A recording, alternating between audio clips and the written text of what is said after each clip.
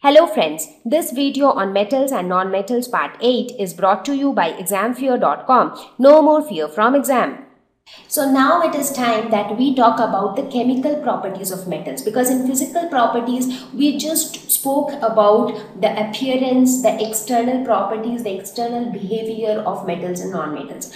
Now we will see that how these metals react when they come in contact with some other chemical substance. So how that reaction happens and how those reactions are different in metals and non-metals. So that is what we are going to discuss in chemical properties of metals. So first of all, let us talk about how metals react with oxygen. Now where is oxygen present? Oxygen is present in the air. So if the metal is exposed to air, it should react with oxygen. So let us see how exactly it happens.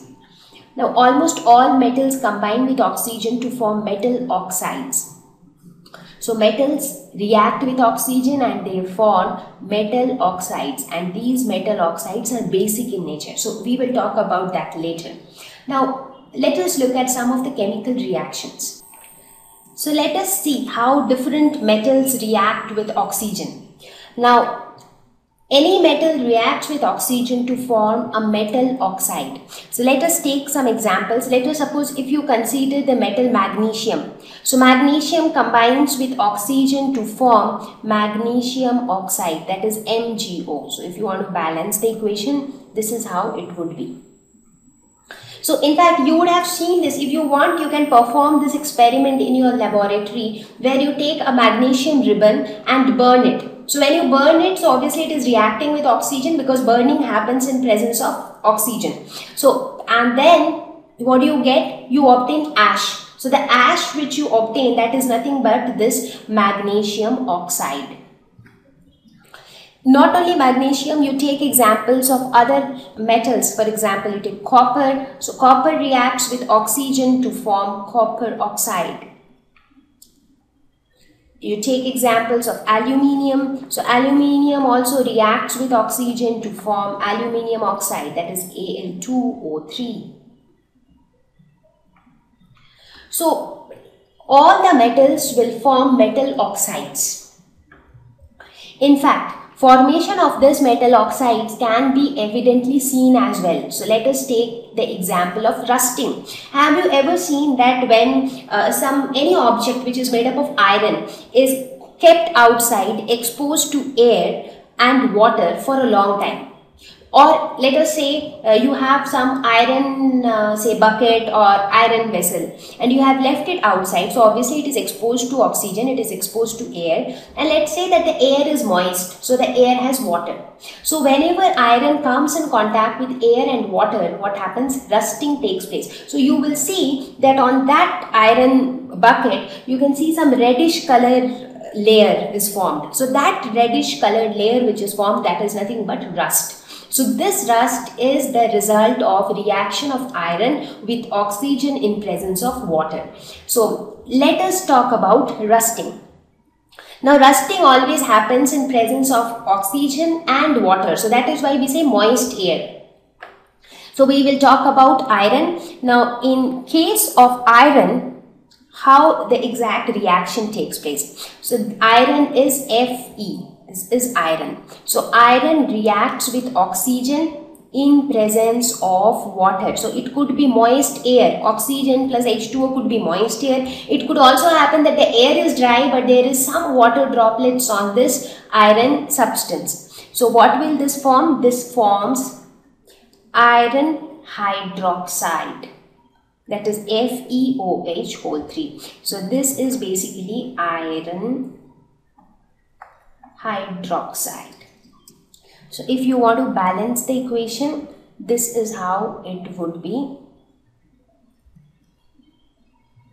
So we have balanced the equation. Now this iron hydroxide later dehydrates, that is it loses all its water content to form Fe2O3 H2O, and this substance is nothing but, this is rust. So the reddish color layer or the reddish color powdery substance which is seen on the surface of iron objects is nothing but this Fe2O3H2O, that is rust. So this is how rusting of iron takes place. And do you know, you would have seen this kind of rust in case of bridges and all. Bridges are made up of iron. So you'll see the corner of the bridges, they get rusted when it becomes quite old, because it has been exposed to air and water for a very long time. Now in order to prevent rusting, these days there is a protective layer on top of iron of another metal which does not form rust. So that means rusting can be prevented. Now iron is not the only metal where rusting takes place. You can also see rusting of copper. If you look at copper vessels, you can see some greenish layer formed over it. See here, like in iron you have reddish layer, in case of copper you have greenish layer. So this greenish layer is rust. So this rusting of copper is due to the formation of copper hydroxide in presence of oxygen and water. So let us see how the reaction takes place in case of copper. Copper reacts with water, carbon dioxide plus oxygen. So this basically represents moist air. So that means the air has moisture in it. So this forms copper hydroxide, which is CuOH2 plus CuCO3, which is copper carbonate. So due to the formation of this copper hydroxide, we see these green color rust in case of copper. So this is how rusting happens. So copper undergoes rusting when exposed to moist air. Now you see all the metals, they react in presence of oxygen. So that's how it is when we talk about reaction with oxygen. Now the next question that comes to our mind is, are these metal oxides acidic or basic in nature? So these metal oxides, whether we talk about magnesium oxide or we talk about copper oxide, we talk about aluminium oxide, so all these oxides, they are acids or they are bases. Now acids and bases are defined by their pH value. Now how do we test whether a particular substance is acidic in nature or basic in nature? Now we will follow the simple litmus test. You remember the litmus test? What happens in the litmus test? Okay, so in litmus test, we have a litmus paper like this. Now there are two types of litmus paper which are available. One is called red litmus, the other is called blue litmus.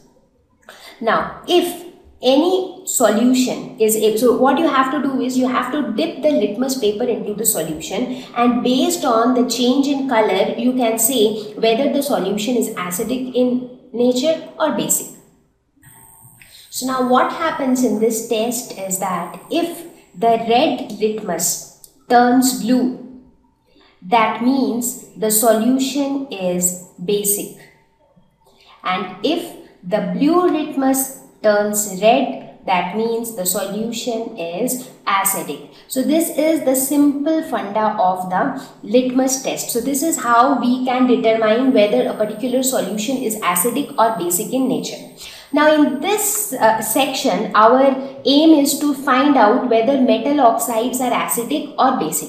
So how do we do that? So first of all, we have to prepare a solution of metal oxide. That means we have to combine the metal oxide with water. So how do we do that? So let us take example of any metal oxide. For example, I take say magnesium oxide, correct? So how was magnesium oxide formed? When the metal, that is magnesium, combined with oxygen, it formed magnesium oxide. So how do we get this magnesium oxide? So now if you perform the same experiment, you burn magnesium ribbon, you get what? You get ashes. So the ash which you get, that is nothing but magnesium oxide.